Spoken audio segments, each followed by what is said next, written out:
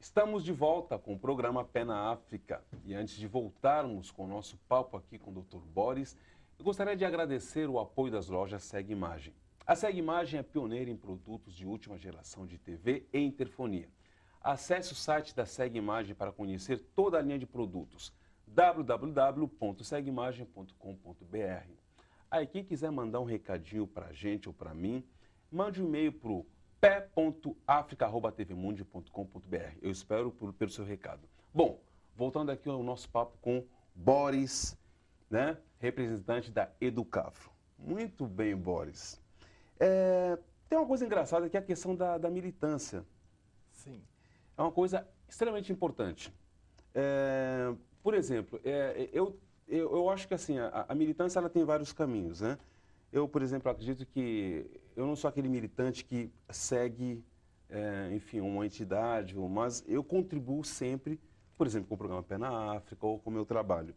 Como é que é a questão da militância no Educafro? Na Educafro? Bom, em primeiro lugar, assim, esse tipo de militância que você faz de abrindo espaços como esse é de extrema importância, que é justamente trabalhando por esses caminhos que a gente vai buscando espaço, divulgar a nossa causa, divulgar as nossas ideias. Hoje, uma das coisas que mais choca na questão do racismo dentro do Brasil é que ele é extremamente naturalizado. Não se tem informação, você não sabe disso na escola, não escuta nas universidades. Encanto algum fica quase como um saber oculto. Então, um dos nossos trabalhos também é tentar divulgar como se manifesta a discriminação racial, como ela está permeada na nossa estrutura social. Então, utilizamos espaços como esse programa, em universidades damos palestras, fazemos manifestações, participamos de todas as manifestações que têm esse tipo de viés. Também estamos atuando no judiciário. Recentemente teve aquela ADINHA DPF, na verdade, 186, que discutia sobre a constitucionalidade das cotas. Nós participamos como amicus curiae e diversas outras ações desse tipo. Também sempre em discussões das pautas legislativas. Então, todo o espaço que a gente tem para estar lutando pela igualdade racial, então a gente tenta se infiltrar e participar das mais diversas formas possíveis. Bacana. Boris, eu estou aqui com uma curiosidade. Como é que você foi parar na Educafro? Na Educafro? Bom, a história é interessante porque eu estudava na Faculdade de Direito de São Francisco, da USP, né? Certo. E a gente é vizinho da Educafro. Ambos estão na rua Riachuelo, né? Mas pelo incrível que pareça, São Francisco não tem diálogo com a Educafro. Então eu não tinha ouvido falar da Educafro até o meu terceiro ano da faculdade, cara, por volta de 2004, né? Quando aconteceu um incidente que uns rapazes da faculdade, alguns estudantes, fizeram um jornal anônimo com piadas racistas dentro do jornal. Olha só. E isso, eu e mais um colega, a gente se manifestou contra aquilo, fez um estardalhaço dentro da faculdade, fez um manifesto, espalhou para tudo que é canto. E esse manifesto foi tomando fôlego, foi causando grande movimentação na faculdade, até que culminou num ato organizado pelo centro acadêmico, que vieram uma série de entidades, uma série de pessoas, muita gente compareceu. E a Educafro estava entre essas entidades que participaram desse ato de repúdio ao jornal. Foi nesse momento que eu tive contato com a Educafro. Então, conversei com o pessoal, conheci ali o pessoal. E depois de outras experiências na faculdade, eu percebi que essa questão racial não tem nada a ver com tem alguma ligação, mas não quer dizer que não é a mesma coisa que desigualdade social. E percebi que se não se lutar pelo espaço, esse espaço não vai vir da própria faculdade. Quando eu percebi que a própria elite que estava sendo formada ali não estava preocupada com isso e não queria ter essa informação. Então, depois que eu me formei, resolvi procurar a Educafro e até hoje estou colaborando com eles. Aliás, o Boris está falando uma coisa que é bem delicada, que era interessante ouvir essa discussão de pessoas que têm uma propriedade sobre o assunto. Muita gente confunde desigualdade social com racismo. A diferença é profunda. Sim, a diferença é muito profunda. Muita gente acredita que só existe racismo, é muito comum essa opinião de que só existe racismo porque tem desigualdade social. Mas é importante compreender que não é por acaso que essa desigualdade social atinge os negros em sua grande maioria. Existe já todo um mecanismo social que veda esse acesso a essa riqueza por parte dos negros. Então, é por isso que eles estão entre os mais alijados, é porque existe racismo, porque eles não têm acesso à riqueza. Isso data desde o período de abolição da escravidão, quando os negros estavam preparados para integrar o mercado de trabalho brasileiro, mas eles foram totalmente excluídos para chamar os imigrantes europeus numa política de embranquecimento que é declarada de vários governos brasileiros. Claro. Então, existe um sistema de retroalimentação, mas ele só se mantém por conta do racismo, que não é a mesma coisa que a desigualdade social. Ainda que essa desigualdade social se reduza, o racismo não vai ser diminuído, a não ser que seja combatida as suas causas diretas. Com certeza, eu concordo totalmente com você, Boris. Bom, eu queria saber uma outra coisa. Como é que os franciscanos ajudam a instituição? A instituição?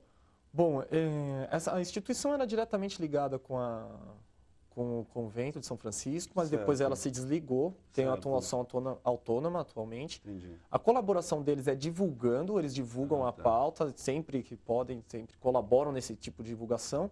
E eles cedem o Frei Davi para trabalhar lá. Então, ele tem bastante, boa parte do tempo dele ele gasta com a Educafro. E isso aí é por uma autorização do próprio convento dos freis. Então a ligação é profunda. Sim, eles têm um amplo apoio para a causa. Tem um cuidado. Sim, tem um cuidado, Bom, Boris, aproveitando que, como você é um advogado, sim, eu queria saber uma coisa. Como é que está essa questão? Existe, eu não sei na mídia, eu não ouvi, mas eu quero saber de você como advogado. Quantas pessoas foram presas por racismo? Ou não tem? Olha, os casos são raríssimos. Eu desconheço qualquer caso de pessoa que foi presa por racismo. Porque, desculpa, mas eu acho importante a gente falar disso, porque a gente sabe que isso é um crime hoje. Exatamente. Né? Mas a gente precisa saber o que está acontecendo num país que realmente é um país racista, tem uma estrutura racista, né? Sim. Eu falo isso assumidamente, pessoal, isso não tem problema nenhum, né? Ele é machista, é racista e as pessoas vivem. Eu sou feliz, mas a gente tem que saber a realidade desse país. Essa realidade. É isso mesmo, pessoal. Então, assim, a gente está nesse país, temos uma lei e ninguém foi preso.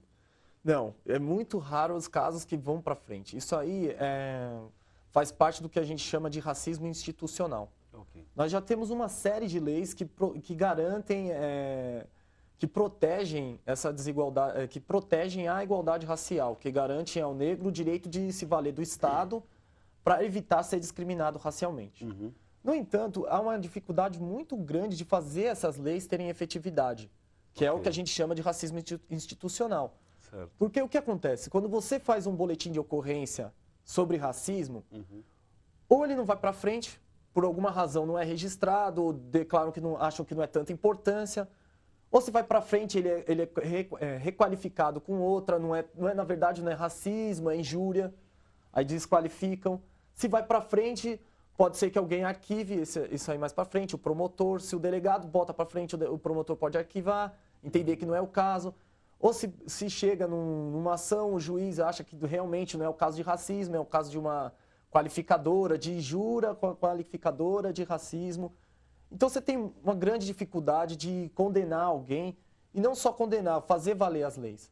Fazer valer as leis. Hoje a gente tem a lei 10.639, salvo engano, que fala da obrigatoriedade de ensino nas escolas, de ensino da cultura africana, da luta dos negros, de história africana, e há uma enorme dificuldade de implementar essa lei. Não há um interesse efetivo de fazer essa lei funcionar. Diversas outras legislações a gente vai vendo que tem essa dificuldade. Então, faz parte da nossa luta fazer valer esse tipo de legislação, que realmente nós temos uma dificuldade de implementar. Entendi. Bom, você colocando isso, eu imagino que a questão das cotas também deve estar mais ou menos, né, embora tenha sido aprovada, mas deve estar, não sei como é que está a situação, sim, bem, efetivamente falando. Sim. Bom, agora nós tivemos uma lei de cotas no governo federal que representa uma conquista muito grande para a gente. Então, as universidades federais, a partir de agora, elas vão ter que ter estabelecido. Tem cotas sociais, dentro dessas cotas sociais, você tem uma reserva de cotas étnicas para negros e indígenas, de acordo com a proporção deles dado pelo IBGE em cada região. Para além disso, nós tivemos o julgamento da DPF 186, que onde o STF, por unanimidade, reconheceu a constitucionalidade das cotas como uma medida de superação dessa desigualdade racial. O grande problema que nós temos agora é fazer isso valer em universidades públicas estaduais. Muitas delas não reconhecem. Nessa semana mesmo, a USP, que é a maior universidade estadual, uma das de maior renome, e que é uma das mais excludentes, né? Você não vê negros, pelo menos nos cursos de ponta simplesmente não existem. Os chamados cursos de ponta, que são os mais disputados, não existem, o que oferecem mercado mais bem remunerado. Você teve o conselho da universidade se reuniu essa semana e simplesmente eles propuseram discutir o assunto de cotas sociais, não disseram expressamente as raciais, excluíram as raciais, para ser implementado na USP. O que no mínimo, risível, porque a essa altura eles acharem que tem que discutir e aprofundar mais o assunto, sendo que o assunto já foi decidido no STF, já tem lei vigente, eles acharem que discutir para ver se é o caso. Então, nós estamos agora, a nossa luta é fazer que seja adotada cotas sociais e raciais nas universidades estaduais de São Paulo, principalmente a USP, a Unicamp e a Unesp, né? E ao longo do Brasil também, né? Falando de São Paulo, que é a minha atuação, a atuação que nós estamos agora.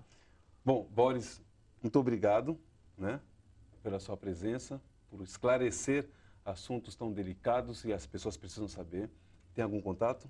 Bom, meu e-mail é boris.calazans@gmail.com e para maiores informações sobre a Educafro, entrar em contato com a entidade, você tem o site, que é www.educafro.org.br. Obrigado, Boris. Obrigado a todos que nos acompanharam. O programa Pé na África de hoje fica por aqui. Até a próxima.